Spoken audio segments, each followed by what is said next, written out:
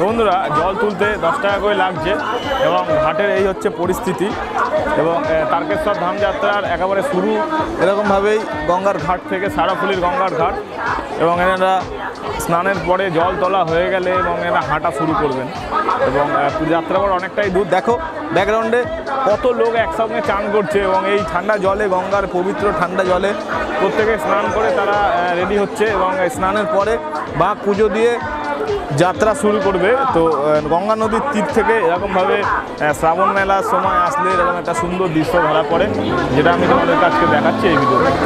প্রতি বছর লক্ষ লক্ষ পুণ্যার্থীরা তারকেশ্বর উদ্দেশ্যে যাত্রা শুরু করে। এটি একটি বিরাট বড় উৎসবের শুরু। হুগলি শেওড়াফুলি স্টেশন থেকে প্রথমে যাত্রা শুরু হয় প্রত্যেকের এবং সেই পরিস্থিতিটা তোমরা দেখো।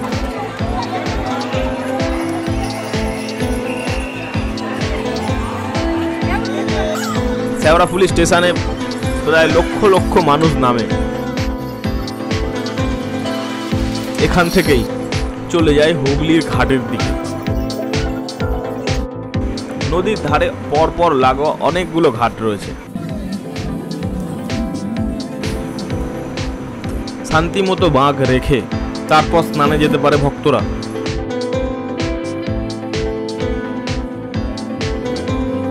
$10 টাকা করে লাগে বাঁক রাখতে। প্রত্যেক বাঁক পিছু 10 টাকা করে নেওয়া হয়। বড় ঘাটগুলোতে একসাথে অনেক বাঁক রাখা যায়।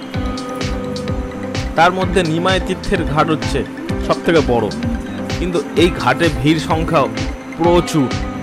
পবিত্র গঙ্গার জলে স্নান করা নানান মুহূর্ত আমাদের ক্যামেরায় ধরা পড়েছে।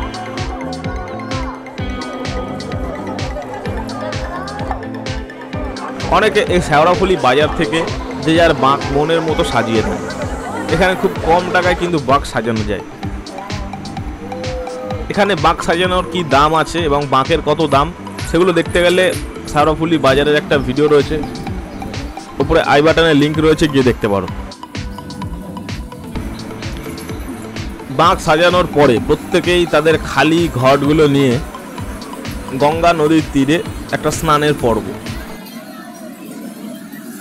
শ্রাবণের এই শুরুতে প্রথম সোমবার থেকে লাস্ট সোমবার পর্যন্ত এই ঘাটে লক্ষ লক্ষ মানুষ তারা স্নান করে।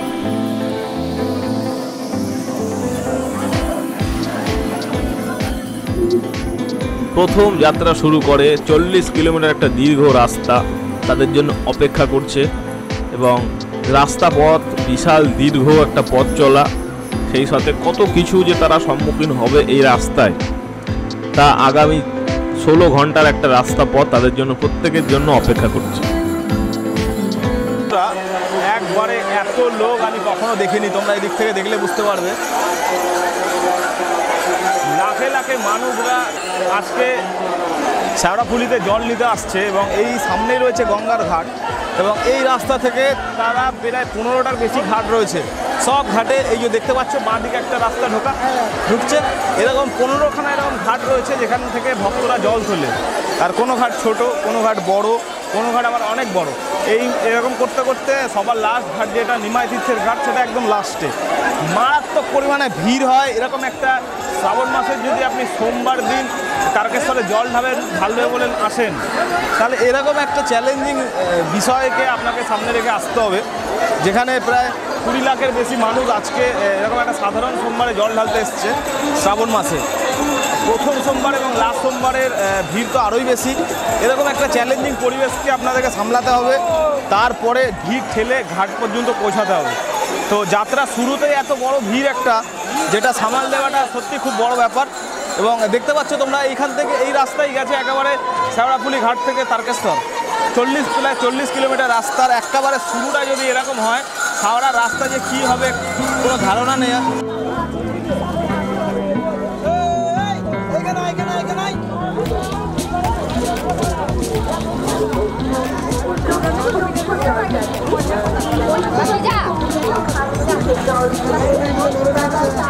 ঘাট থেকে বেরোবার একটা সরু রাস্তা রয়েছে, যেই রাস্তায় এত মানুষের যে ভিড় হয়, এটা একটা সাংঘাতিক পরিস্থিতি এবং একটা বিশাল রিস্কেরও ব্যাপার।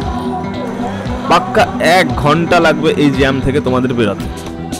ওপর থেকে একটা ভিউ দেখো, দলে দলে মানুষ কিভাবে আসছে, আরও আসছে। অবশেষে সেই ভিড় কাটিয়ে ভক্তরা চলেছে ক্রমশ রাজপথের উদ্দেশ্যে। এখানে রাস্তা পথ চওড়া এবং সুদীর্ঘ প্রশস্ত।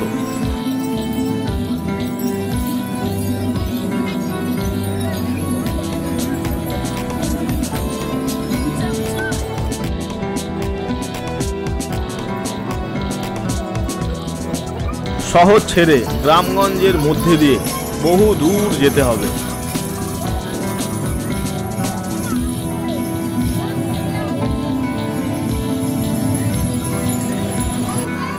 কাল ভোরবেলা তারা পৌঁছাবে মন্দির। তার এখনো অনেক দেরি রয়েছে। তার আগে ভক্তদের জন্য রয়েছে একটা দীর্ঘ পথ চলা।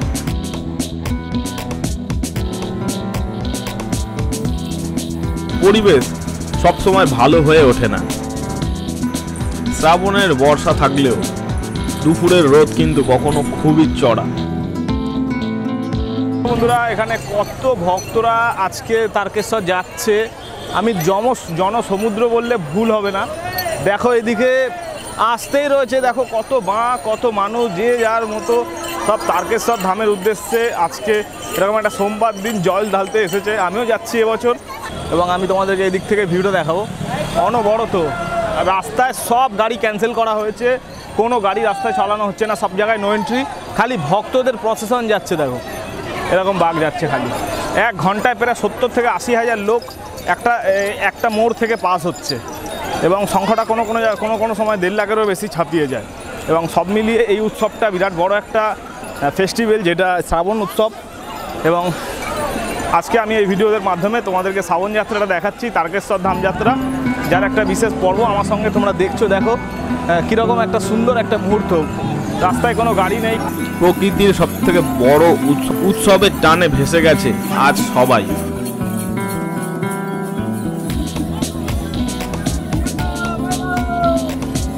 দীর্ঘক্ষণ এরকম যাত্রার পরে একটা ছোট্ট ব্রেক। অনেকেই খেতে বসেছে রাস্তার ধারে। সাধ্যমতো যে যার দুপুরের আহার করে নিচ্ছে। শুরুর দিকে বেশিরভাগ খাবার কিনে খেতে হয়, যত এগোবেন তত খাবার দাবার কিন্তু ফ্রিতেই পাওয়া যায়।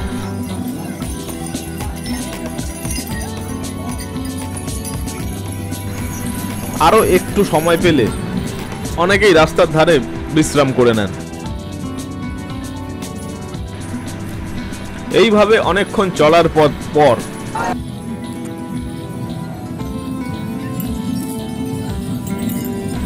একটা সিগন্যাল এসে উপস্থিত হয় তারা।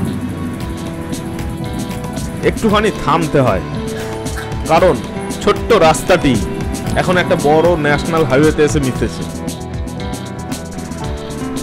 বড় বড় গাড়ি যাচ্ছে রাস্তা থেকে। কিছুক্ষণ সিগন্যালিং এর জন্য জনস্রোত যেন থমকিয়ে গেছে। রাস্তা ক্লিয়ার হলেই খুলে দেওয়া হয় গেট।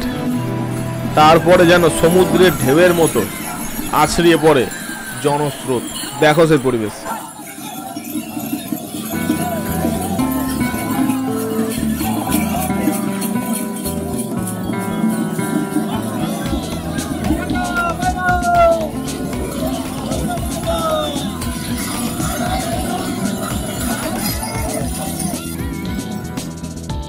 এরকম ভাবে যাত্রীরা পথ চলতেই থাকে। পথের আর শেষ নেই, রাস্তারও আর বিরাম নেই।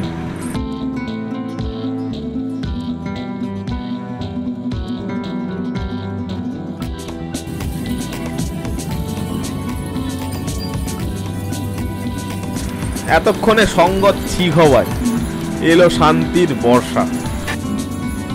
চতুর্দিকে ভিজে চপচপ করছে।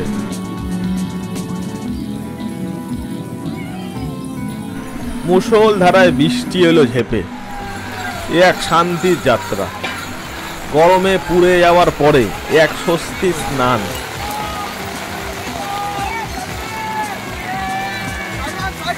প্রবল ঘন বর্ষণে এই তো উপযুক্ত সময় বাবার দরবারে পৌঁছানোর।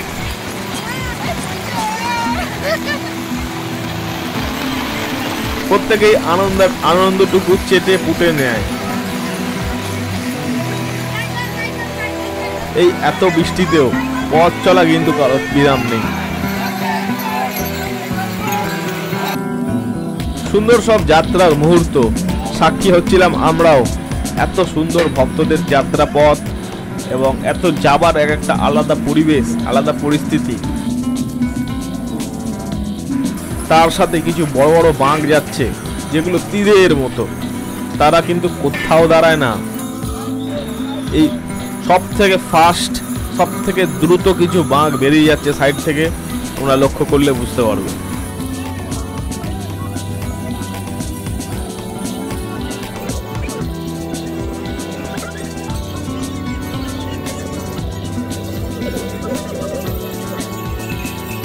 আরও বিভিন্ন পর্বগুলো তোমরা এই চ্যানেল থেকে দেখতে পারবে। শ্রাবণ যাত্রা নানান পর্ব একের পর এক আসবে এই চ্যানেলে। আবার নতুন ভিডিও দেখতে চ্যানেলকে সাবস্ক্রাইব করে রাখো। খুব শিগগিরই পরে একটা অন্য ভিডিওর সাথে অন্য একটা জায়গায় দেখা হচ্ছে।